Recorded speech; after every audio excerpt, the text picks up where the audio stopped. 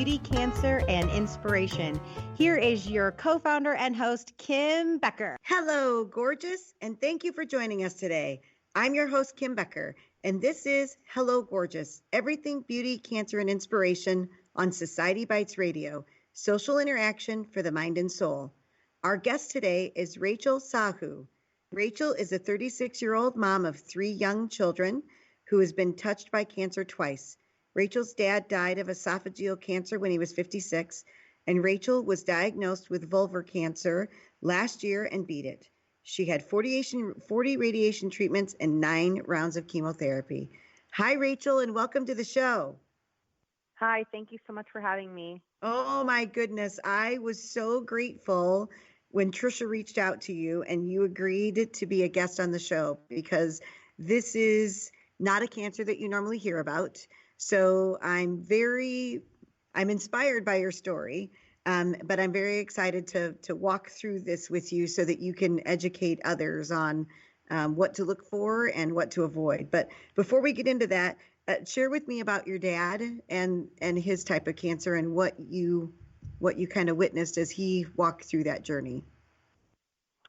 Yes, unfortunately, he was diagnosed with esophageal cancer when he was 56. We had never even heard of esophageal cancer until we heard those words from his doctor. The only symptom that he actually expressed to us is that he felt that his neck size had gone up. He went to try on shirts, and he noticed that he had to get the neck size up in shirts because of his neck size.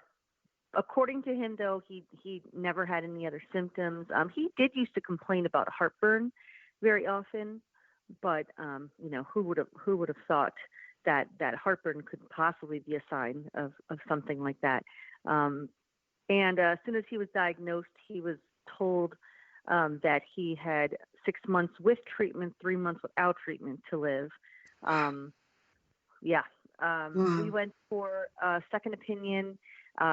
We were, they were living. My parents were living in Florida at the time. They got a second opinion in New York, the best of the best, and they thought that they could save him with some pretty serious surgery and another approach to treatment. But unfortunately, the treatment just seemed to make him worse, and he did pass away 6 months after he was diagnosed. Wow. And 56 is just, I lost my husband 2 years ago and he was 56. And so when I was reading your bio and what you had written, I think about my son he was 15 when his dad died.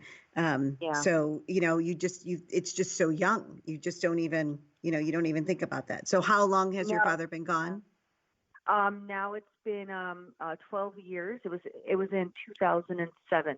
Okay. So unfortunately, he never got to be a grandfather. My sister was in high school at the time. My youngest sister, my middle sister, was very young, and I was very young. I hadn't even met my husband yet. So unfortunately, he missed everything. He missed it on this earth, but I'm sure he's still watching over you, and you've got an angel on your shoulder now. So I always say my husband is working harder on the other side than he ever worked when he was over on this side, because he, just makes things happen for us. So, I agree. Yeah. So tell me about you and tell me about your cancer diagnosis. Well, I never really had any serious health issues except anemia, a pretty debilitating anemia. That I actually had been hospitalized before, blood transfusions. They never found the cause. I've been scoped and all kinds of, invasive procedures to try to figure out the source of anemia. But they never figured out, the source of it. They said maybe it was possibly still my body recovering from my pregnancies that I've had. I started having yeast infection symptoms that were not going away despite me trying some over-the-counter remedies. Very uncomfortable, very embarrassing. all the symptoms that go with yeast infections. It's Yes. just not pretty. No. I just kind of got used to it. Then finally, I figured, you know what, I got to go to the gynecologist. It's due time for me to go to the gynecologist anyways. Maybe they'll prescribe something that will finally get rid of this. So I went to the gynecologist, and she didn't notice anything at the time. She thought, yeah, you probably do have a yeast infection. Let me prescribe you something, prescription, and let's have an ultrasound done to see if your IUD has moved, and maybe that's irritating you because I had a copper IUD in. Okay. So she sent me for an ultrasound to see if the IUD had moved, but this was not for another week or two that I had to go because I had to do it elsewhere. Went for my ultrasound, turned out that yes, the IUD had actually moved. So a week later or so, had to go back to the original gynecologist so that she could remove the IUD. Actually, she wasn't even initially going to remove it that day. They were trying to tell me that maybe I needed to come back for that. Thank God she ended up doing it that day because while she was removing it, she noticed something, and I was trying to get her to explain what is it that you see? What is your concern? And she said, I don't know. There seems to be some kind of thickening, or she didn't say the word mass, but just some kind of abnormality. She mentioned it could be. I said, what could it be? She said maybe it's inflammation, or she mentioned abnormal cells. Well, abnormal cells was first, we all know what that means. Yes. Yes. So what she was going to do is she was going to send me to a urologist, and I was all by myself, and I wasn't even absorbing everything correctly at that point. Okay, I didn't, why she was going to send me to a urologist. I mean, what does a urologist have to do with this? But it turned out that her concern was that whatever it was coming from my urethra. So at this point, I'm Googling urethral cancer, Sure. which is not good at all. That's really not good, urethral cancer, which actually is a thing. Went to the urologist. He was very concerned. He said, that's actually not coming from your urethra. It's coming from your vaginal area, maybe possibly spreading to the urethra, but you need to go to a gynecologic oncologist. So again, went to, just full of fear, went to a gynecologic oncologist, but I was still thinking, this is possibly something else. This is not cancer. This is, right. There's a million things that this could be, That's right. And of course, everyone around me was saying, oh, Rachel, it's probably not. They're just being careful and they're just being proactive. But as soon as I went to the gynecologic oncologist, who, she had a wonderful reputation, and everybody was, raving about her. She right away, she looked and she said, this is 100%. This is 100% vulvar cancer. She said, I'm gonna biopsy, but she was as kind and calm as she could be while telling me what she thought it was. And so I'm like laying there, and they're, doing what they have to put some vinegar solution. It's called a colposcopy. And if it turns white, that means there's abnormal cells there. And I was like, is it white? She was like, yeah, it's very white. And they started prepping a biopsy. And, she kind of told me, I obviously we have to wait for the biopsy to get back, but I can almost guarantee you that this is what it is. So she sent me that same day for an MRI.